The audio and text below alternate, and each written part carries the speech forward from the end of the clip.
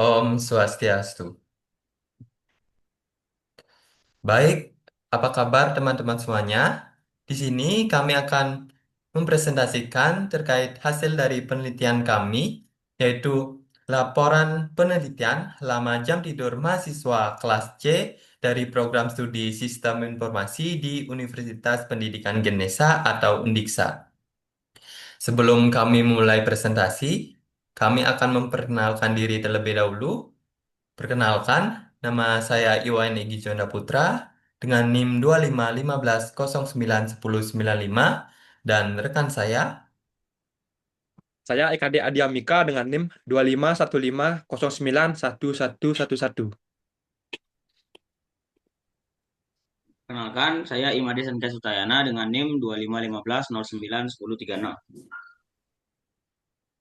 Baik, tanpa berlama-lama, kita lanjut langsung ke presentasi dari hasil penelitian kami.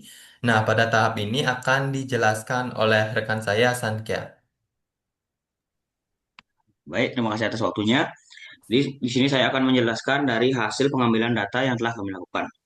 Nah, kami melakukan pengumpulan data mengenai lama waktu tidur malam mahasiswa dengan menggunakan Google Form.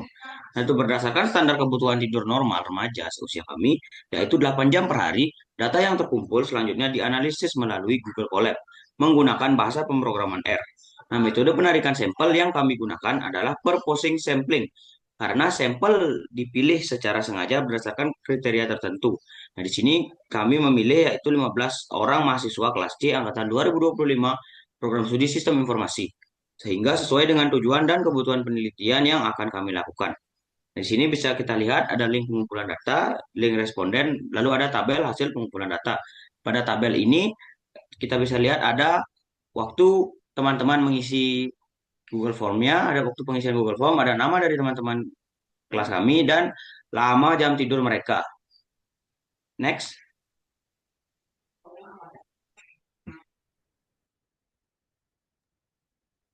Nah, pada tahap selanjutnya ini, kami melakukan sedikit perubahan atau editing pada tabel hasil pengumpulan datanya. Kami menghapus bagian tanggal pengisian Google Form dan nama pengisi agar mempermudah pengolahan data yang akan kita lakukan di Google Colab. Yang kami perlukan adalah data jam tidur mahasiswa kelas C sistem informasi yang sudah kami instruksikan ditulis dalam bentuk angka saja. Hal ini mempermudah kami agar pada saat data Excel kami import pada Google Colab, data yang dibaca adalah data numerik. Bisa kita lihat di sebelah kanan, datanya sudah kami ubah menjadi jamnya saja, yaitu angka-angkanya saja agar pada saat kita import pada Google Colab dibacanya langsung data numerik. Selanjutnya akan dijelaskan oleh rekan saya.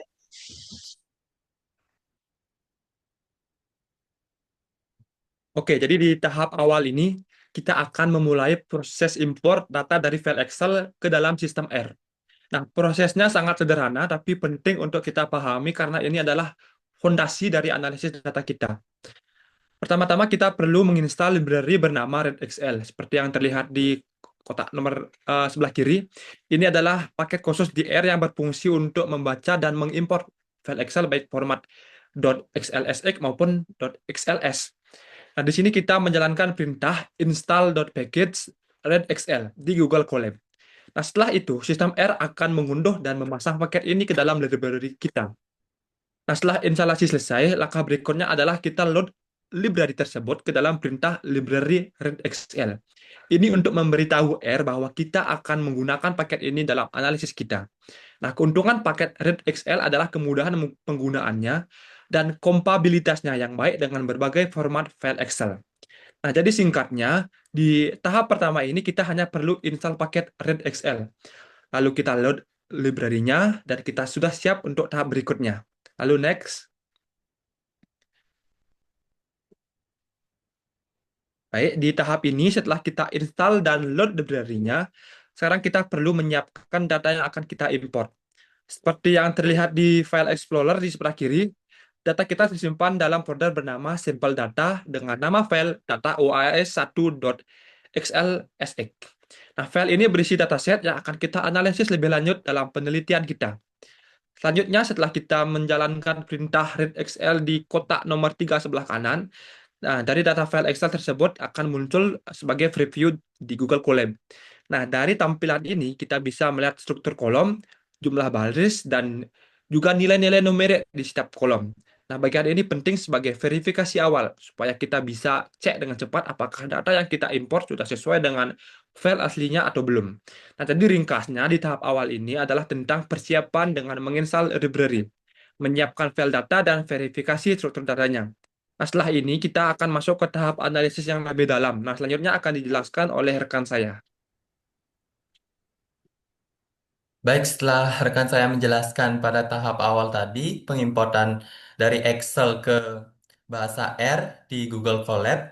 Nah, selanjutnya saya akan menjelaskan di tahap satu, yaitu statistika deskriptif. Nah, pada tahap pertama ini, kami melakukan verifikasi dan analisis deskriptif data menggunakan statistika dasar. Proses ini terdiri dari beberapa langkah, yaitu yang pertama, konferensi tipe data pertama. Kami menggunakan fungsi asNumeric as karakter data jam untuk memastikan bahwa kolom jam berupa data numerik yang valid. Konferensi ini penting karena data yang diimpor dari Excel kadang terformat sebagai teks atau karakter, sehingga perlu diubah menjadi angka atau numerik agar dapat dianalisis secara statistik. Yang selanjutnya, verifikasi struktur data menggunakan fungsi dari str data. Nah, pada tahap ini kami memverifikasi struktur keseluruhan dataset. Hasilnya menunjukkan table dengan 15 baris dan satu kolom, dengan kolom jam berisi nilai numerik, yaitu num yang berkisaran dari 6 hingga 8 jam. Selanjutnya yaitu dimensi data, fungsi dim. Data memberikan informasi dimensi 5:1, yang berarti dataset memiliki 5 observasi dari satu variabel. Ini mengonfirmasi bahwa semua data telah diimport dengan benar. Nah, setelah itu selanjutnya statistika deskriptif. Setelah data diverifikasi sebagai numerik, kami dapat menghitung tiga ukuran numerik. Kami menghitung ukuran tersebut dari mean, median, dan modus. Ketiga ukuran ini memberikan pemahaman awal tentang karakteristik distribusi variabel jam dalam penelitian kami. Nah, selanjutnya, berdasarkan analisis tadi, berikutnya adalah hasil rincian dari variabel jam. Yang pertama, penampilan data head dan summary. Nah, pada panel sebelah kiri, kami menggunakan fungsi head data dan summary data. Nah, pada fungsi head data menampilkan 6 baris pertama data, yaitu nilai 6, 7, 8, 10, 8, dan 8. Ini memberikan gambaran awal tentang variabilitas data. Selanjutnya yaitu summary data.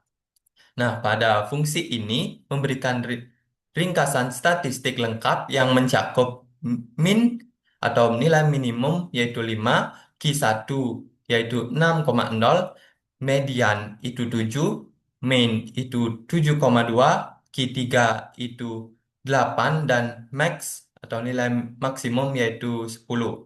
Selanjutnya ukuran pemusatan data. Nah, pada panel sebelah kanan, kami menggunakan fungsi main median modus. Nah, pada fungsi ini diperoleh main atau rata-rata sebesar 7,2 jam. Nilai rata-rata waktu menunjukkan bahwa secara umum rata-rata jam yang diukur adalah 7,2 jam per hari. Ini menjadi dasar untuk membandingkan setiap observasi individual. Yang selanjutnya itu median atau nilai tengah.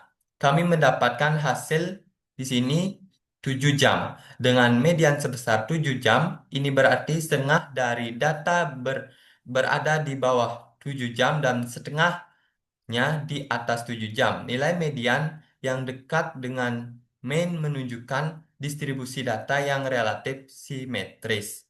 Selanjutnya yaitu modus.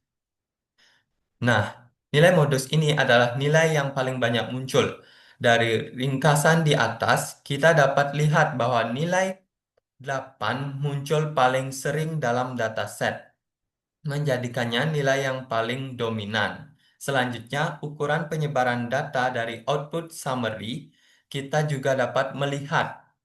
Yang pertama itu nilai minimum yaitu 5 jam, nilai terendah dalam dataset, nilai maksimum 10 jam yaitu nilai tertinggi, range atau jangkauan itu 5 jam, perbedaan antara nilai maksimum dan minimum 10 dikurang 5 sama dengan 5. Nah, selanjutnya interquartile range yaitu 2 jam, perbedaan antara Q3 dan Q1 yaitu 8 dikurang 6 yang menunjukkan penyebaran data di tengah-tengah distribusi cukup kecil.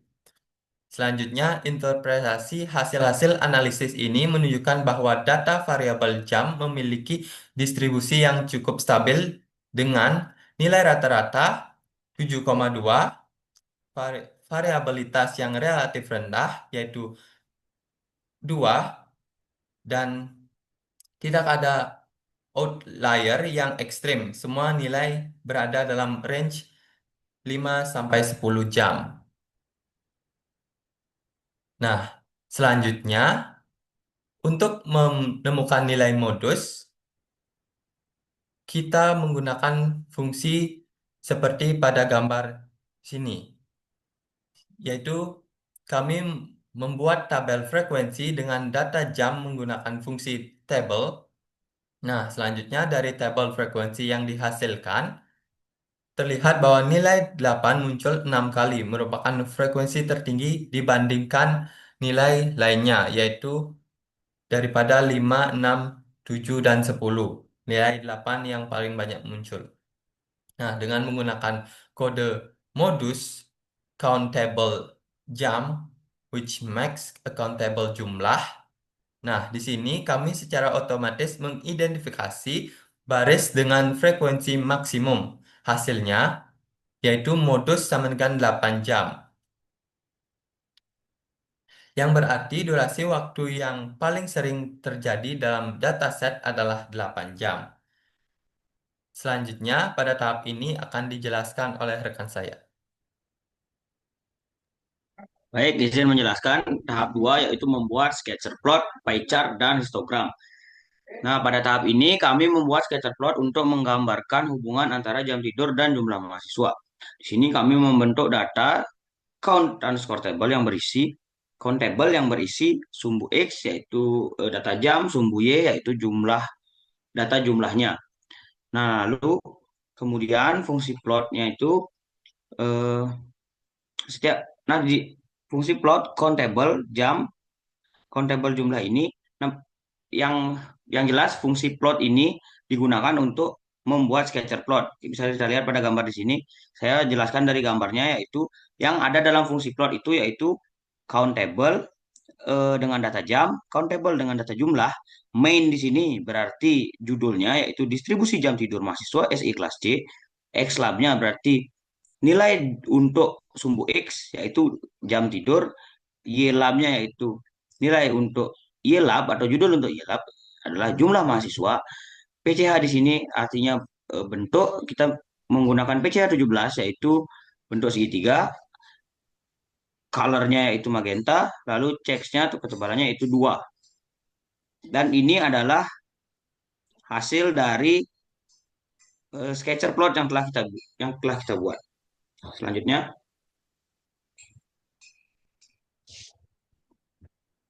di sini adalah proses pembuatan dari pie chart. Nah, di sini kita masih seperti di sketcher plot, eh, kita memasukkan datanya yaitu jam dan jumlah, membuat dari data countable-nya, membuat data frame dari countable-nya. Lalu bedanya di sini kita perlu membuat label untuk pie chart-nya. Bisa kita lihat di sini ada labels, yang ada di labels ini berfungsi untuk informasi-informasi yang akan ada di pie chart. Yaitu di sini ada countable jam, yaitu nilai dari data dari countable jam diikuti dengan kata jam, Lalu di sini kita buat kurung buka, data dari countable jumlah diikuti dengan kata orang, lalu kurung tutup. Nah, lalu kita lanjut ke fungsi pie untuk membuat pie chart-nya. Di fungsi pie chart ini yang kita perlukan adalah countable untuk countable dari jumlahnya, data countable jumlah, labels yang telah tadi kita buat, main di sini untuk judul yaitu pie chart jam tidur mahasiswa SI kelas C, colornya kita gunakan rainbow dan checksnya 1.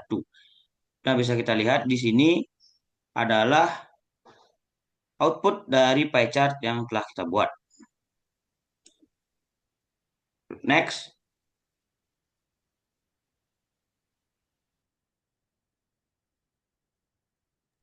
Nah, lalu yang terakhir adalah histogram.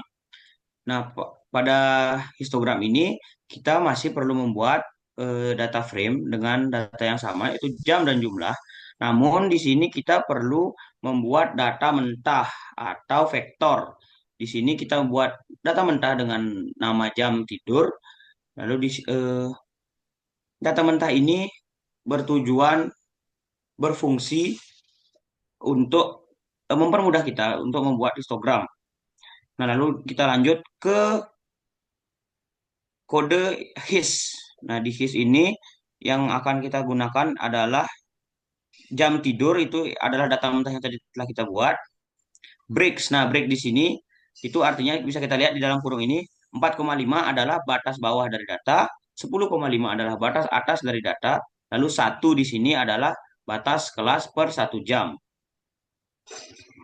Di sini ada main, yaitu judulnya bisa kita lihat itu histogram jam tidur mahasiswa SI kelas C. X-labnya atau judul untuk sumbu X yaitu jam tidur, Y-lab yaitu judul untuk sumbu Y yaitu jumlah mahasiswa, lalu colornya kita gunakan purple. Nah, dari histogram ini terlihat bahwa batang tertinggi berada di sekitar 8 jam. Artinya sebagian besar mahasiswa tidur sekitar 8 jam. Lalu jam 5 dan 10 memiliki batang yang lebih jauh, yang jauh lebih pendek, menandakan hanya sedikit mahasiswa yang memiliki jam tidur tersebut. Nah, histogram ini memperkuat hasil statistika deskriptif sebelumnya bahwa pola jam tidur mahasiswa cenderung terkonsentrasi di sekitar 7 sampai 8 jam. Nah, selanjutnya akan dijelaskan oleh rekan saya.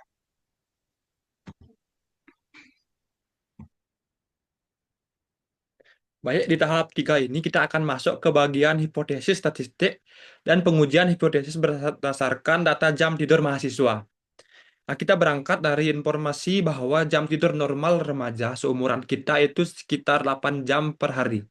Nah, dari angka acuan ini kita ingin tahu apakah jam tidur mahasiswa kelas C SI Undiksa sudah memenuhi 8 jam atau justru kurang. Nah, hipotesis 0 atau H0-nya rata-rata jam tidur mahasiswa kelas C adalah minimal 8 jam, yang artinya dianggap masih cukup tidur. Nah, sedangkan hipotesis alternatif atau H1, rata-rata jam tidur mahasiswa kelas C itu kurang dari 8 jam, yang berarti secara statistik kita menganggap bahwa mereka ini kurang tidur.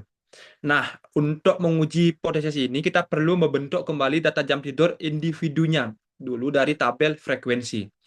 Nah, langkah pertama kita menyusun ulang data jam tidur ini menggunakan fungsi ref. Seperti yang kita lihat.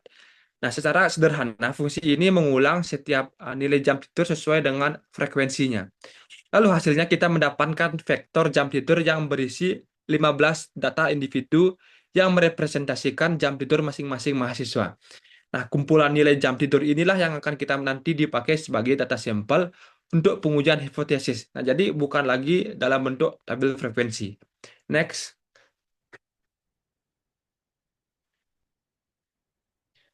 Nah, sebelum kita lanjut ke uji hipotesis, kita wajib cek dulu apakah data jam tidur ini berdistribusi normal ataukah tidak. Nah, di sini kita pakai fungsi Shapiro Test untuk melakukan uji normalitas Shapiro-Wilk. Nah, output Shapiro-Wilk memberikan nilai p-value sekitar 0,1. Nah, karena p-value ini lebih besar dari 0,05, maka kita tidak menolak H0 uji normalitas. Nah, sehingga kita dapat simpulkan bahwa data jam tidur ini masih bisa dianggap berdistribusi normal. Nah, karena asumsi normalitas terpenuhi, berarti data ini layak dianalisis menggunakan uji T1 sampel pada tahap berikutnya. Next.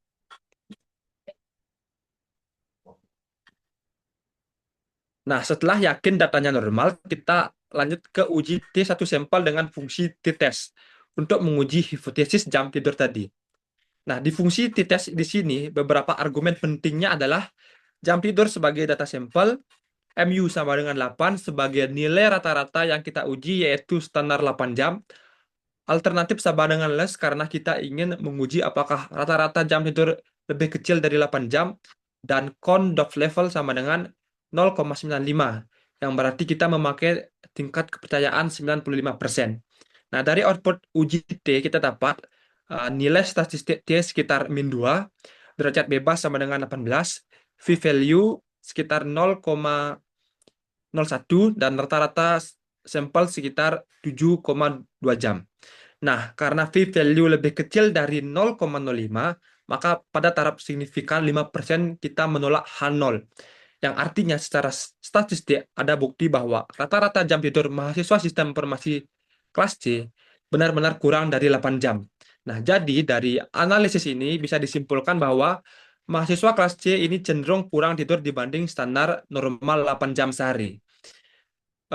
Mungkin begitu untuk penjelasan di tahap 3 ini. Untuk selanjutnya, kesimpulan akan dijelaskan oleh rekan saya. Nah, baik dari penjelasan keseluruhan tadi, dapat kami simpulkan berdasarkan hasil pengujian statistik menggunakan uji di satu sampel satu arah pada tingkat kepercayaan 95%, diperoleh nilai p-value sebesar 0,014 yang lebih kecil dari taraf signifikan C, yaitu 0,05. Hasil ini menunjukkan bahwa terdapat bukti statistik yang cukup untuk menolak hipotesis nol. Dengan demikian, dapat disimpulkan bahwa rata-rata jam tidur mahasiswa kelas C program studi Sistem Informasi Pendidikan Universitas Pendidikan Ganesha atau Undiksa secara signifikan berada di bawah 8 jam per hari. Kondisi ini mengidentifikasi bahwa sebagian besar mahasiswa dalam kelompok tersebut belum memenuhi kebutuhan tidur yang ideal, sehingga dapat dikategorikan sebagai mengalami kekurangan tidur. Kesimpulan ini memperkuat temuan bahwa pola tidur mahasiswa kelas C Sistem Informasi Undiksa cenderung tidak optimal dari segi durasi tidur harian. Nah, baik, sekian presentasi dari kelompok kami. Jika ada salah-salah kata maupun kata-kata yang kurang berkenan, mohon dimaafkan. Kami tutup dengan para Santi. Om Santi Om Santi Santi Santi Santi. Om. Santi, santi, santi.